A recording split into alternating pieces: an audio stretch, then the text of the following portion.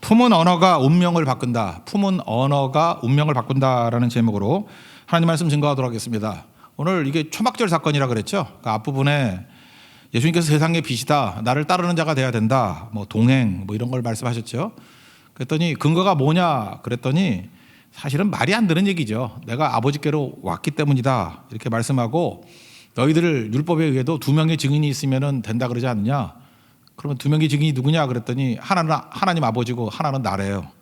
그러니까 이게 말이 됩니까? 말이 안 되는 건데 설득력이 아니죠. 일종의 선포입니다. 선포의 말씀을 증거했다라는 것입니다. 그래서 여기서 우리가 알 수 있는 게 뭐죠? 하나님 말씀을 증거할 때는 꼭 그렇게 인간의 이성을 가지고 설득력 있게만 다 해야 되는 게 아니고 설득을 넘어서는 부분이 있거든요. 그럴 때는 그냥 선포해버리는 겁니다. 그러면 의미가 없느냐? 그렇지 않아요. 나중에 믿게 되든지 아니면 즉시 믿을 수도 있어요. 성령께서 함께 도와주시면. 오늘 이렇게 사실은 이게 동문서답 같은 말씀을 하셨음에도 불구하고 놀라운 건 뭐냐면 믿는 자가 많았답니다. 30절 다 같이 읽겠습니다. 시작. 이 말씀을 하시면 많은 사람이 믿더라. 이게 되게 신기해요. 설득력이 하나도 없는데 믿는 사람이 많았대요. 이게 하나님이 하시는 일이죠. 이게 무슨 얘기입니까? 에베소서 2장 8절에 의하면 은혜에 의하여 믿음으로 말미암아 구원을 얻었다. 그죠? 믿음으로 구원을 얻었다. 그런 얘기를 하는데 이것은 너에게서 난 것이 아니고 하나님의 선물이다. 믿음은 하나님의 선물이랍니다. 이게 맞는 얘기 같아요. 그죠? 그래서 우리가 어떤 때는 설득력이 없어 보이고 내가 생각해도 이게 믿어질까? 그런 얘기를 그냥 선포해버리면 하나님의 성령께서 그에게 또 믿음을 주실 때도 있다. 이 말씀을 꼭 붙들었으면 좋겠습니다. 오늘 31절부터 내용인데 성경 말씀을 한번 풀어보자고요. 그러니까 31절부터의 내용의 말씀은 불신자들을 향한 말씀이나 대적자들을 향한 말씀이 아니라 믿음이 생긴 사람들을 향해서 지금 말씀하시는 거죠. 그러니까 이너그룹에 지금 말씀하고 있는 내용이다. 그걸 전제를 갖고 읽었으면 좋겠습니다. 31절 다 같이 읽겠습니다. 시작. 그러므로 예수께서 자기를 믿은 유대인들에게 이르시되 너희가 내 말에 거하면 참으로 내 제자가 되고. 믿은 유대인들에게 말했습니다. 내 말이 거하면 내 제자가 되고. 이거부터 풀어보자고요. 그러니까 내 말이 거한다. 그러면 뒤집어 얘기하면 말씀이 거하지 못할 수도 있다는 거죠. 그러니까 예수님의 말씀이 내 속에서 거하면 그때부터 구원이 나타나기 시작한다는 거예요. 그러니까 구원은 말씀에서부터 시작되는 거죠. 예수님 말씀이시니까. 그 이사야서 6장 9절 예수님도 여러 번 인용하셨죠. 듣기는 들어도 듣지 못하고 보기는 보아도 보지 못한다. 이게 무슨 얘기일까요? 우리가 지금도 이렇게 전파가 막 돌아다니고 있는데 전파 수신기 뭐 예를 들어서 텔레비전이라든지 뭐 라디오 이런 게 있어야지 받는 거 아니에요? 마찬가지로 하나님 말씀이 막 선포된다 할지라도 이렇게 받아들일 수 있는 수용체가 되지 못하면은 의미 없다. 뭐 그런 말씀하고 똑같은 것 같아요. 그러니까 말씀을 잡아내면 말씀이 거하면 뭐 그런 뜻이겠죠. 우리가 언어를 배운다 그러지 않습니까? 언어. 우리 한국 사람이니까 한국말을 하잖아요. 근데 뭐 영어도 약간 듣는 사람이 있으니까 그렇지.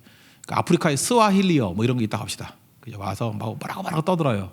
그러면 말은 말인데 알아듣습니까? 못 알아듣습니까? 못 알아듣죠. 왜 아프리카 스와힐리어를 말을 하면 우리가 왜 못 알아듣죠? 우리 안에 그 말씀을 담을 수가 없기 때문에.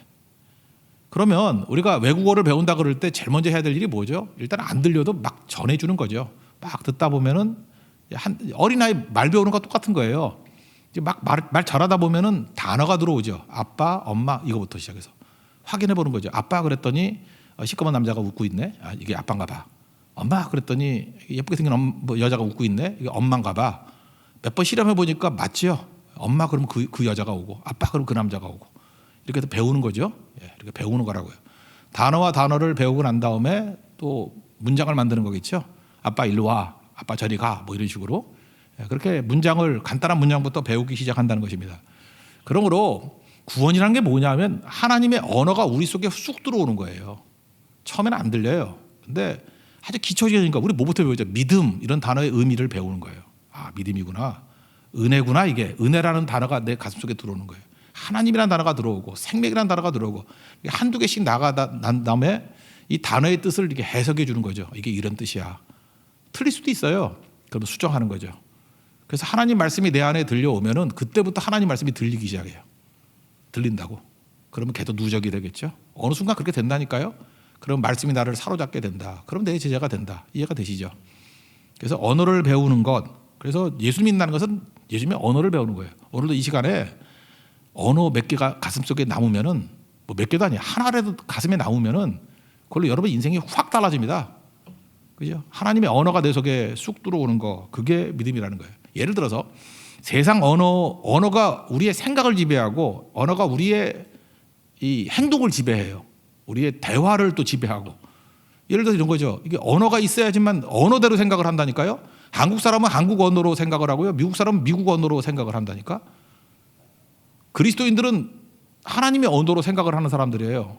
예를 들어서 선악과라 그랬죠. 우리 속에 죄가 싹 들어왔어. 그러니까 선악과는 뭐죠? 뭐 사물을 딱 보는 순간에 세상은 마귀가 지배하기 때문에 선악과로 생각하게 만들어요. 선악과로 생각하는 데는 뭐죠? 딱 보는 순간에 뭐든지 좋다 나쁘다야. 그죠? 딱 사람을 만나고 난 다음에 좋은 사람, 나쁜 사람. 그다음에 뭐 여자를 만나도 예쁜 여자, 못생긴 여자. 그게 좋다 나쁘다 아니에요. 교회를 딱 들어오고 난 다음에도 이 교회는 좋은 교회, 나쁜 교회. 주차장이 좋은 주차장, 나쁜 주차장. 그러니까 평생의 언어가 뭐냐 하면 선악과의 언어라니까요. 좋다 나쁘다, 좋다 나쁘다, 좋다 나쁘다. 그러니까 결국은 뭐예요? 좋은 거 따라가게 만들죠. 편안한 거, 그죠? 이렇게 쉬운 거, 내게 쾌락을 주는 거. 그러면 그 언어가 그의 행동을 지배해서 그 행동이 그의 운명을 지배하겠죠. 그러니까 그 사람은 평생 어떻게 살아요? 채찍과 사탕과자 이걸 산다고요. 당근과 채찍으로 살아요. 그러니까 조정이 가능해져요. 당근 주면 무조건 오게 돼 있어. 왜? 선악과로 살기 때문에. 채찍 때리면 안 가게 돼 있어요. 왜? 고난이 오면 피해버리거든. 왜? 선악과로 살기 때문에. 그렇게 살면 망한다는 거예요. 그게 죄라는 거예요. 근데 우리는 새로운 언어를 배웠죠. 뭐예요? 말씀 앞에서 순종과 신뢰. 순신이라 했죠. 순신. 이렇게 순신, 이순신. 이렇게 순종하라, 신뢰하라. 이걸로만 바뀌어도 우리 생각이 바뀌게 되죠. 딱 보는 순간에 뭘 해야 되죠? 이거 할 수 있는 일인가? 순종하자. 할 수 없냐? 신뢰하자. 그러니까 이제 우린 정죄 안 해요. 이렇게 뭐 옳고 그르고 따르지 않고 항상 무슨 말씀이 들어올 때마다 순종할 수 있으면 순종하는 걸로. 그러니까 생각이 바뀌고 행동도 바뀌잖아요. 운명이 바뀌겠죠. 할 수 없는 거 신뢰하니까 뭐예요? 기도하겠죠. 기도하고 하나님께 맡기는 거 아니에요. 안식하고. 그러니까 생각이 바뀌고 행동이 바뀌고 운명이 바뀌겠죠. 잘 보세요. 이게 뭐 하나 달라진 거예요.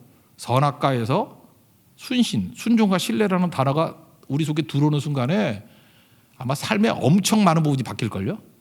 그죠? 언어가 들어오는 거예요.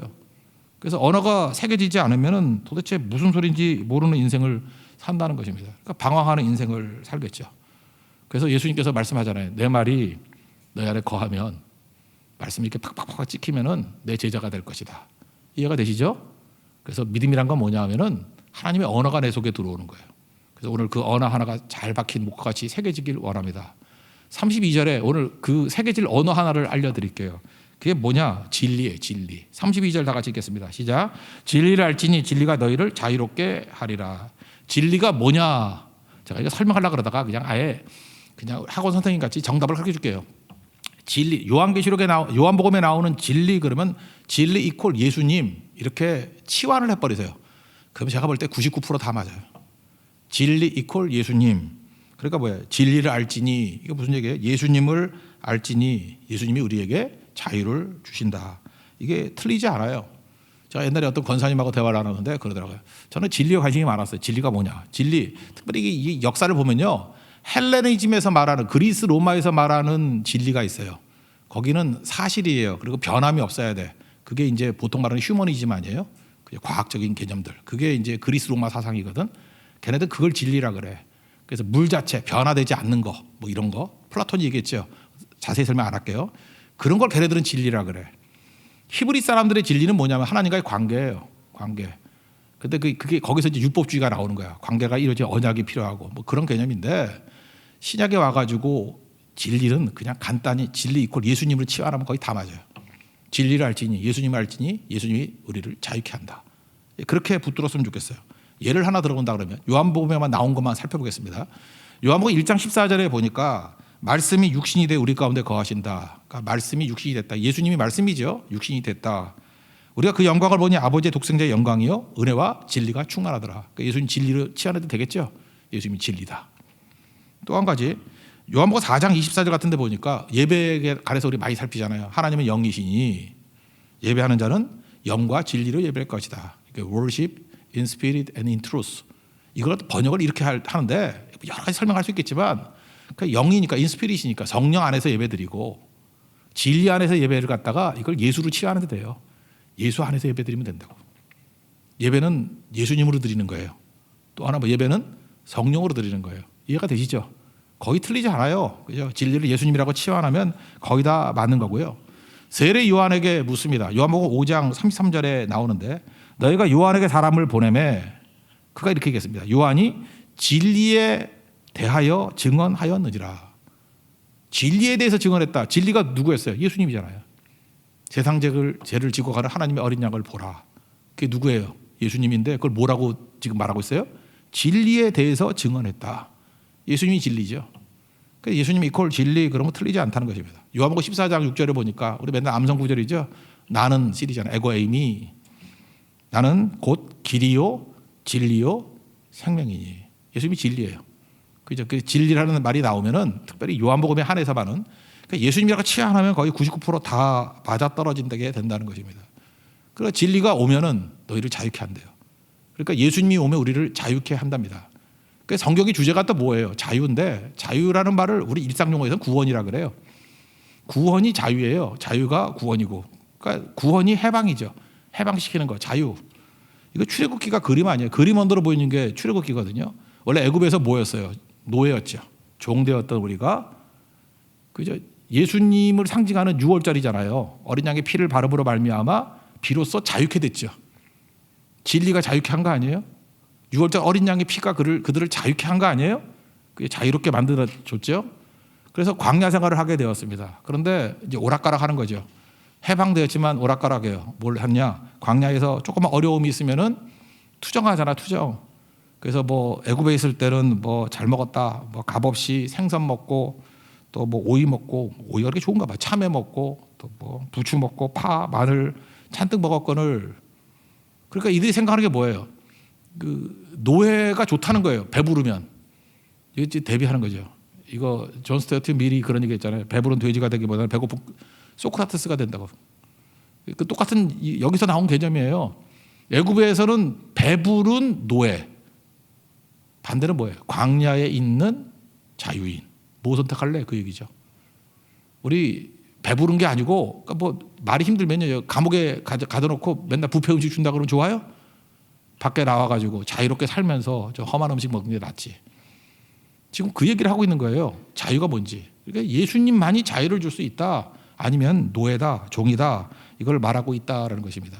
그래서 예수님 아니면 다 종이라는 거예요. 노예라는 거예요.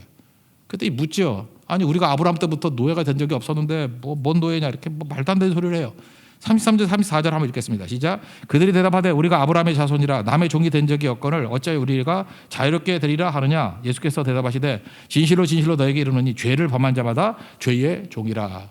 여기서 예수님이 말씀하는 게 뭐예요? 너희들 종이거든 노예거든 죄 지으면 죄의 종이 되는 거야. 이렇게 설명하고 있다는 것입니다. 죄의 종 됐다고. 죄가 우리 창세기에 나오잖아요. 원죄부터. 원죄의 내용이 뭐죠? 선악과인데 내가 주인 되는 삶이죠. 내가 주인 되는 게 선악과 아니에요. 내가 하나님 되는 거죠. 이 선악과 먹으면 하나님과 같이 된다 그러잖아요. 그러니까 하나님이 주인인데 하나님 자리에 내가 주인 되는 거 아니에요.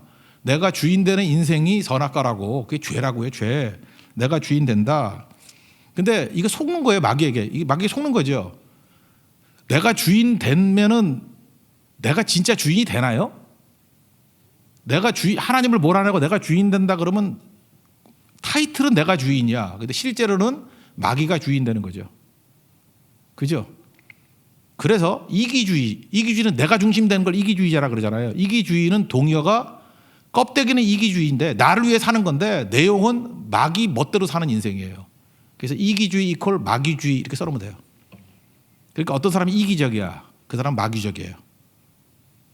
그렇죠.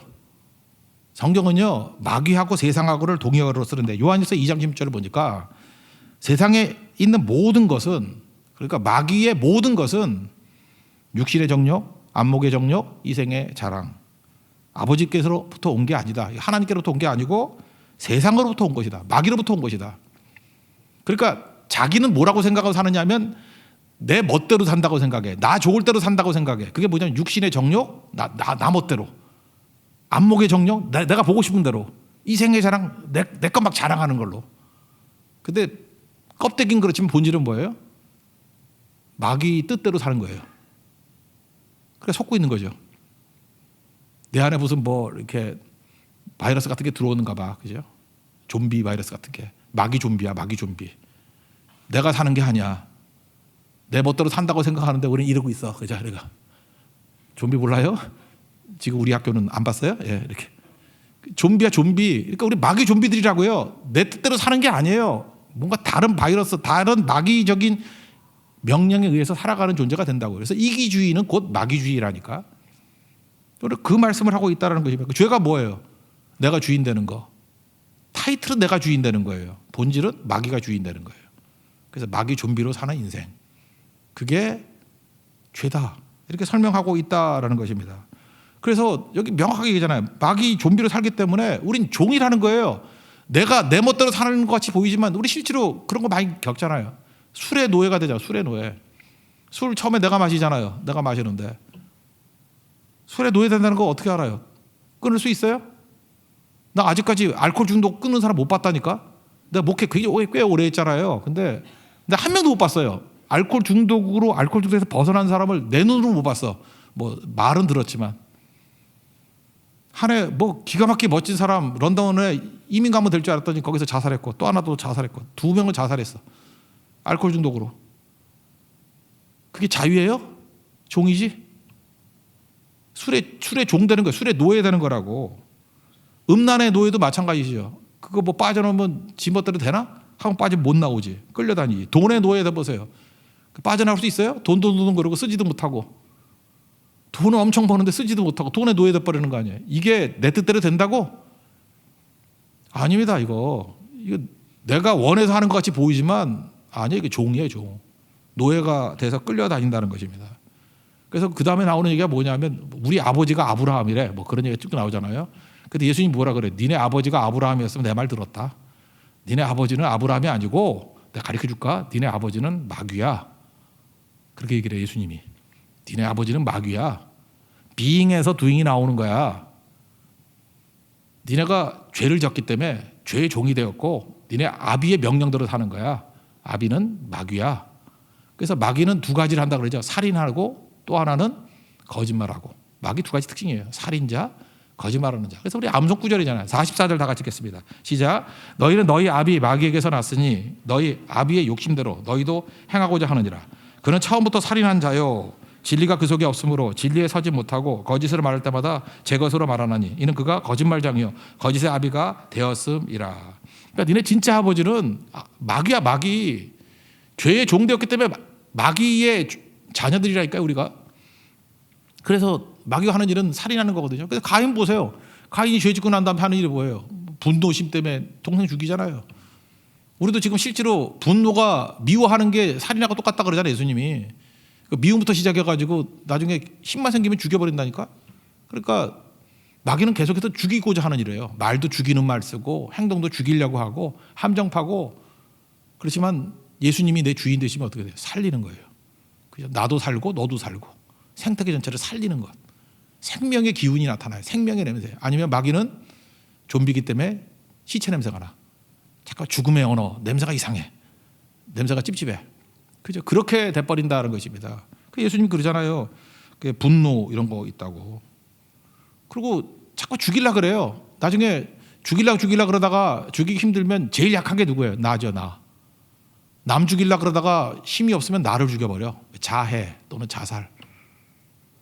제가 어저께 신문 하나 읽었더니 바닷가 호텔에서 1인 손님을 안 받는데 이게 뭔 소린가 그랬지.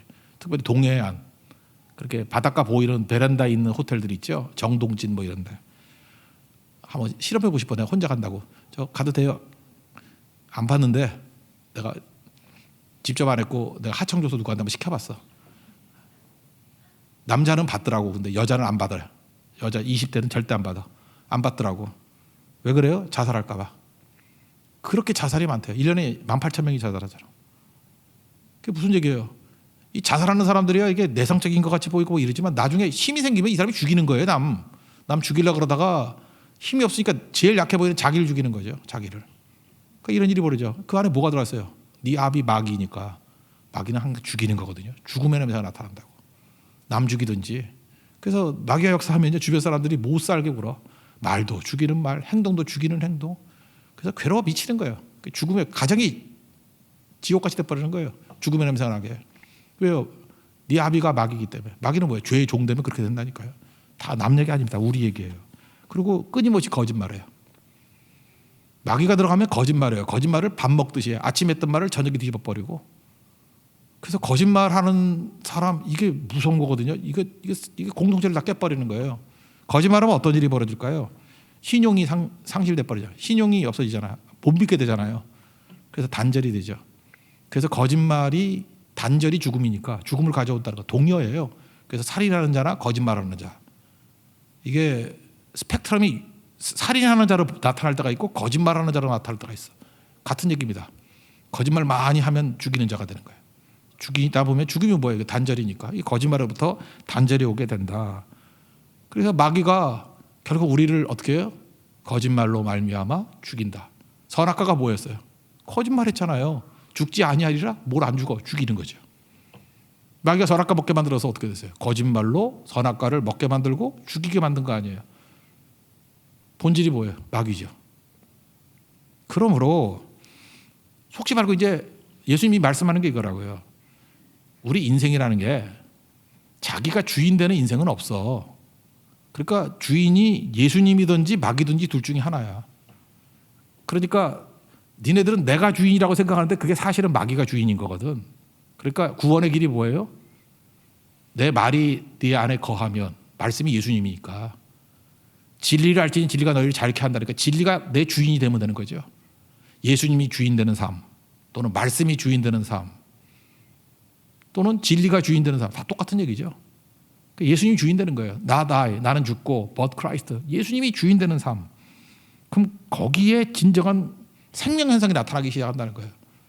그럼 마귀는 거짓말하고 죽이는 거지만 여기는 생명 현상이 나타나고 살리는 일들이 벌어져요. 그러니까 생명이 들어오면 어떤 일이 벌어져요? 앞부분 3장에 나오죠. 니고데모. 거듭남. born again. 두 번 태어났다는 의미도 있지만 born from above. 위로부터 태어났다고. 그러니까 하나님부터 태어났기 때문에 하나님의 생명이 하나님께 있잖아요. 우리 안에 생명의 현상이 나타나기 시작한다는 것입니다. 그래서 다 살아나요. 다 살아나기 시작한다고. 그래서 생명이니까 우리가 더 이상 종이라 부르지 않고 우리 뭐로 불러요? 자녀라고 불러요. 요한복음 1장 12절에 나오잖아요. 영접하는 자, 예수님이 생명이니까 영접하고 믿는 자, 예수님 믿으면 하나님의 자녀가 되는 권세를 주셨대요. 자녀는 생명이거든요. 종에서 자녀가 되었다. 예수님이 주인 되면 종에서 자유가 된다. 그 얘기죠. 35절 36절 읽겠습니다. 시작. 종은 영원히 집에 거하지 못하되 아들은 영원히 거하나니 그러므로 아들이 너희를 자유롭게 하면 너희가 참으로 자유로우리라. 여기 아들이 누구예요? 예수님 아니에요. 종은 집에 못 거해요. 근데 아들이 우리에게 자유를 주면 집에 거한대요. 그러니까 자유롭게 되는 유일한 길은 예수님밖에 없다. 그런 얘기죠. 그 예수님이 우리에게 자유를 주고 오셨습니다. 자유는 뭐 내가 외친다고 오는 게 아니고 예수님이 내 인생의 주인 되면 그냥 자유는 오는 겁니다. 그죠? 묶여있던 것으로 다 풀려나요. 예수님이 내 주인 돼 보세요. 그러면 미움에서도 풀려나고요. 단절에서도 풀려나고 외로움에서도 풀려나고 그렇게 두렵고 불안했던 것에서 다 풀려나요. 그거는 뭐 하자는 게 아니에요. 그러니까 예수님이 주인 되는 그 순간에 자녀로서의 안심됨이 있어요. 자녀로서의 확신이 있고 생명 현상이 막 나타나기 시작하니까 풍성해지고 거듭나고 난 다음에 뭐가 변한다 그랬어요? 입덧하는 거와 마찬가지로 우리 여자분들도 뱃속에 생명체가 들어가면 체질이 바뀌죠. 입덧은 왜 하느냐? 뭐 여러 가지 설이 있는데 그 중에 하나가 뭐냐면 이 결혼하기 전에 여자분들이 이게 죽을 몸이었어. 죽을 몸. 맨날 뭐 신장이나 좋아하고 오징어 땅콩이나 좋아하고 몸에 나쁜 것들. 그러다가 아기 생명을 갖게 되면 생명에게 딱 맞는 것들로 입맛이 바뀌는 거예요. 그래서 갑자기 겨울철에 딸기가 먹고 싶어 이러고 뭐 그죠? 청포도가 먹고 싶어. 왜냐하면 그 생명에 그게 자기 몸에 제일 좋은 거래요. 체질이 바뀌는 거죠. 체질이. 그래서 이제까지 죽을 몸 만들던 음식들을 입맛이 바뀌는 거예요. 아기에게 생명이 충만해질 수 있는 입맛으로 잠깐 바뀌어가는 거죠. 그걸 안 먹으면 그냥 못 먹게 만드는 거예요. 먹으면 토하고. 그래서 이껏 잘 겪으면요 사람 되게 건강해져요. 체질 바꿔버린다고. 그게 되게 중요한 거죠. 예수님이 우리 속에 들어왔어요. 그게 거듭남이거든. born from above. 위로부터 태어났어요. 예수님의 생명이 내 안에 들어왔다고. 근데 이 입맛이 바뀌지 않았다. 여전히 세상 것들 좋아해요. 육신의 정욕, 안목의 정욕, 이생의 자랑. 그게 여전히 됐다 그러면 우리는 그 사람이 거듭났다가 말하는 것이 거짓말인 것을 알죠. 너 유사 임신이야, 뭐라 상상 임신이라 그러나 뭐라 그래, 뭐라 있잖아요. 그거 임신 안 했으면서 했다고 막 하는 거. 그런 거죠. 너 아니야 그거. 진짜면 입맛이 변해야지. 생명이 들어오면 입맛이 변하게 된대요. 그래서 하나님의 기쁨이 내 기쁨이 되고 주께서 원하시는 것들을 다 하게 된다라는 것입니다. 그래서 그 다음부터는 성장이 가능한 거죠. 왜? 말씀 먹고 말씀이 나를 지배하니까 계속 들어도 성장이 되는 거예요. 그래서 어느 순간인가 하수구 막히듯이 말씀을 듣는 족쭉 그냥 쭉쭉 성장해요. 이전까지 왜 성장 안 하죠? 안 들린 거예요. 안 들리고 말씀이 내 안에 거하지 않아. 이해가 되시죠? 오늘 31절부터 40절까지가 그 말씀이에요. 그래서 이렇게 예수님이 내 주인이 돼서 자유롭게 되고 입맛이 변화가 됐지, 새 생명을 얻게 됐지. 그러면 드립다 말씀 들으면 막 성장해. 예수님 설명해요. 별로 안 어렵죠. 47절 읽겠습니다. 시작. 하나님께 속한 자는 하나님의 말씀을 듣나니 너희가 듣지 아니함은 하나님께 속하지 아니하였음이로다. 그러니까 말씀 듣게 되고 성장하게 된다. 이걸 뭐라 그러죠? 동행이다. 이렇게 설명하게 된다는 것입니다. 이게 오늘 본문 내용이에요. 설명 끝. 다 설명됐네. 이해가 되시죠? 이 말씀이라는 거예요. 다시 정리하면은 하나님 말씀을 우리가 하나님 언어를 알아듣지 못해요. 못 알아들어. 내 욕심으로 가득 차 있어. 그러니까 외국어 같이 들려. 근데 어느 순간이니까 성령께서 우리 마음을 내서 한 단어가 딱 들어오는 거야. 뭐 은혜. 오늘 같으면 진리죠. 진리는 예수님. 딱 붙들면 돼. 진리는 예수님. 그 말씀이 딱 들어왔어요. 그러니까 진리가 우리를 자유케 한대요. 예수님이 나를 자유케 한다. 예수님이 내 주인 되시면 됩니다. 모든 판단할 때 예수님께 묻는 거예요. 예수님 어떻게 할까요? 예수님이 결정 내려주세요. 예수님이 좋아하는 거 하겠습니다. 예수님이 원하는 거 가겠습니다. 예수님이 하라는 일을 하겠습니다. 예수님께 맡기겠습니다. 이러면은 종되었던 우리 몸이 다 잘라버리고 자녀가 될 뿐만 아니라 신분적인 변화뿐만 아니라 막 변화가 돼요. 나로 사는 게 아니라 예수로 살게 된다고. 그 다음에 말씀을 막 듣죠. 그러면 듣는 게 다 정보야. 다 지식이고 다 능력이고. 그래서 쑥쑥쑥 성장을 해요. 마귀는 당황하겠죠. 미쳐 날뛰겠죠. 마귀의 경관질이 파하는 일들이 벌어지게 된다. 이게 믿는 거다. 이런 말씀입니다. 이런 예를 한번 들어볼게요. 미국의 1차 대각성 운동의 대표적인 주자라 그러면 조나단 에드워드예요. 조나단 에드워드. 제가 그 역사 얘기를 한번 해드릴게요. 오늘 갑자기 역사 생각이 나서 그런데 조나단 에드워드가 1차 대각성 운동을 하는데 원래 자기 외할아버지 교회에서 있었어요. 한 23년 동안. 그 외할아버지 성함이 솔로몬 스토다트라는 분이거든요. 외할아버지 이름 몰라도 돼. 외할아버지가 되게 율법주의자였어. 목사님이 목사님인데 엄청나게 율법주의자인데 이제 자기 손자한테 이제 교회를 물려준 거지. 그래서 조나단 에드워드가 그 노스햄프턴이라는 데거든요. 노스햄프턴. 거기서 노스햄프턴 교회에서 심을 했어요. 23년 동안. 쭉 하는데 외할아버지지만 외할아버지는 너무 형식주의자야. 외식주의자고. 이게 틀에 박혀 있고 말씀이 임하질 않아. 말씀이 거해야 되는데 진리인 예수님을 증거해야 되는데 그거 말고 잠깐만 이렇게 전통, 형식 이런 거에 너무 매달려 있는 거예요. 그죠? 그래서 조나단 에드워드는 끝까지 말씀만을 증거하는 거예요. 그래서 말씀대로 보너겐 크리스찬이 되지 않으면 성찬식에도 참여하지 못하게. 옛날에 성산 참여 못하게 할 때 그 굉장히 열받게 만드는 일이거든. 그래서 교회에서 권징을 철저하게 시행했어요. 권징 중에 제일 무서운 게 성찬에 동참 못하는 거야. 그랬더니 그 교회에서 심의 투표를 했어요. 목사님 계속 있을 것인가 아닐 것인가. 그때는 뭐 교회가 옛날에는 아주 크지 않았으니까 남자만 투표가 가능해요. 여자들은 투표권도 안 줬어 교회에서. 남자 230명 투표를 했는데 조나단 에드워드 같은 대단한 목사님이 계속 있기를 원하는 사람은 23명. 나머지 다 반대. 그래서 쫓겨났어요. 난 이게 되게 의미가 있다고 생각을 해요. 성도들의 인기, 지지 받는다고 반드시 참된 종이라고 말할 수 없어요. 쫓겨났어. 쫓겨나고 난 다음부터 조나단 에드워드의 가치가 막 있기 시작한 거예요. 조나단 에드워드의 대표적인 설교가 진노하는 하나님의 손에 있는 죄인들 이런 거예요. 진노하는 하나님의 손아귀에 있는 죄인들. 그 이후부터 막 설교하기 시작하는데 오직 말씀만 증거한 거예요. 말씀만. 우리를 지옥의 불덩이에서 건질 수 있는 것은 오직 예수님의 보혈의 피밖에 없다. 예수밖에 없다. 오늘 말씀 그대로예요. 이 내용들을 쭉 증거하기 시작했다는 것입니다. 내가 주인 되는 인생 사는 게 그게 마귀가 주인 되는 인생이고, 마귀가 주인 되면은 결국은 살인하고 거짓말하고 이런 것들로 살아가는 인생이다. 그래서 지옥불을 막 묘사한 거예요. 원래 우리가 지옥에 떨어질 존재가 되는 것인데 하나님이 은혜의 손길로 붙들어 줬기 때문에 그렇다. 하나님께서 이렇게 손을 놓으면요, 지옥불에 떨어진다는 거예요. 이렇게 비유를 했어요.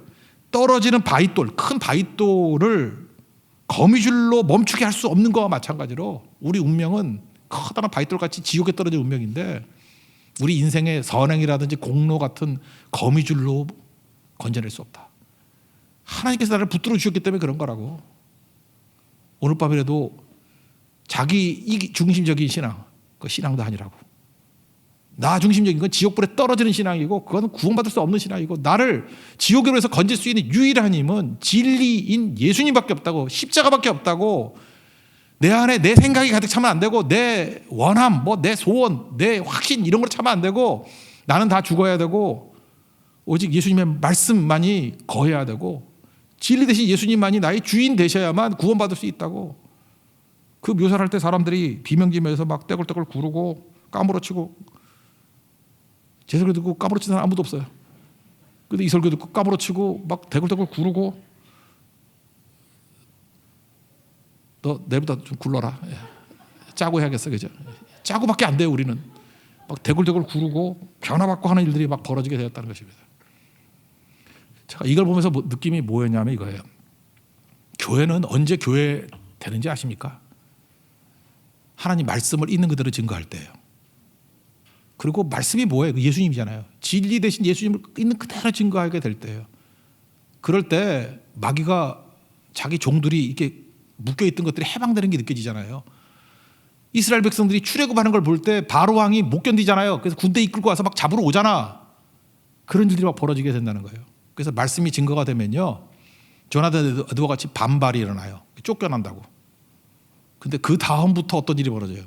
진짜 말씀의 사람들, 진짜 예수에 붙들린 사람들, 진짜 천국의 생명의 능력으로 거듭난 사람들의 부흥이 일어나요.